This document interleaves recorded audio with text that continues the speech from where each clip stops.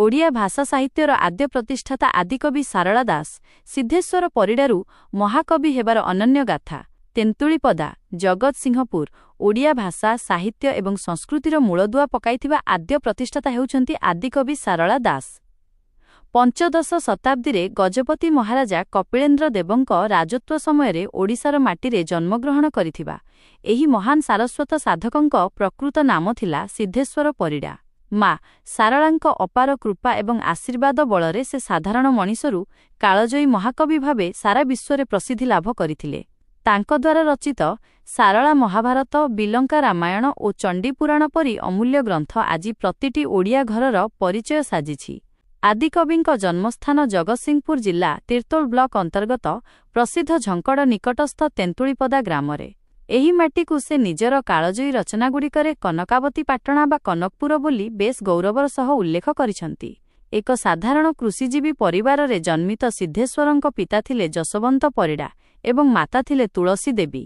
एही अंचल देई प्रवाहित पवित्र वृद्धा नदी कूଳରେ कठोर तपस्या करी सेहिठारे ही इहलीला संवरण करथिले। भक्ति और साधनार पवित्र पीठ समाधिस्थली आज मध्य सेही वृद्धा नदी कूल ओडिया जातिर स्वाभिमान और गौरवर गाथागान करुछि।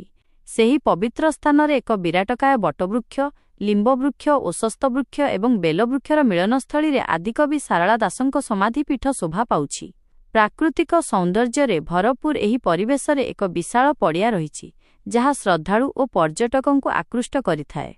एहा सहित सेठारे स्थापित आदिकविଙ୍କ भव्य प्रतिमूर्ति आदिकवि सारला दास भवन एवं आदिकवि सारला दास संस्कृति भवन समग्र अंचलर आध्यात्मिक और सांस्कृतिक परिवेश को आहुरी द्विगुणित करिदेउछि। एही समयरे संस्कृत भाषार प्रभाव थिबा सत्वे आदिकवि सारला दास साधारण लोकଙ୍କ कथित ओडिया भाषारे महाभारत परि बृहत ग्रंथ रचना करी ओडिया साहित्य को एक स्वतंत्र एवं समृद्ध परिचय प्रदान करथिले।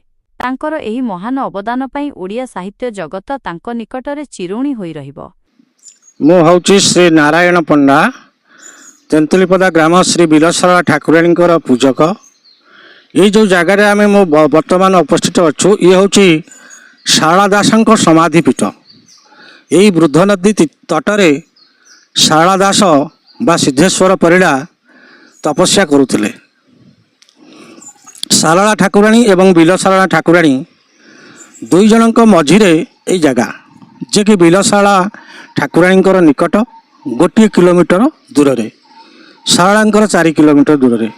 जेहेतु से बिलसारा ठाकुराणी की एठारे उद्धार करथिले से आ माँ पाखु एत बाट न जाई यही वृद्ध नदी तट बंधमुंडा ग्राम रे से तपस्या करुथिले। तांका घर यही पाखरे तेन्तुलीपदा तांकर पूर्वपुरुष मानकर सब बा वर्तमान सब लोक मैंने अच्छी यही तपस्या करू करू यही जगह ही समाधि लाभ करते। यही जो बरगछ देखुंत यही हूँ समाधि स्थल। से माँ करुणारू से सिद्धि लाभ करते एवं सिद्धेश्वर परिडारू सारला दास नाम परिचित होते। समग्र विश्व नाम प्रसिद्ध जे कि से महाभारत मध्य रचना करते। यही सारला दास बा सिद्धेश्वर परिडा घर हूँ ग्राम यही बंधमुंडा ग्राम वृद्ध नदी तटरे से तपस्या करू करू यही ही देह त्याग करते। हाँ एठार हूँ ये जो माघ सप्तमी दिन से देह त्याग करते। माघ मास शुक्लपक्ष सप्तमी तिथि एठारे गोटे मेलन बा मेला करा जाए। एठारे पूजा पार्वण करा जाए यात्रा मध्य करा जाए। लोक ये दिनटी को मन रखती जे सारला दासंकर यही माघ सप्तमी रे ही देह त्याग होइतिला। तेणु एठारे तांकर समाधि स्थल रे बहु पूजा पर्वण करा जाए एवं सारलांक पाखरे मध्य तांकर स्टाच्यू सेठी मध्य माल्यार्पण करा जाए पूजा पाठ करे एवं भागवत पारायण मध्य करा जाय थाए।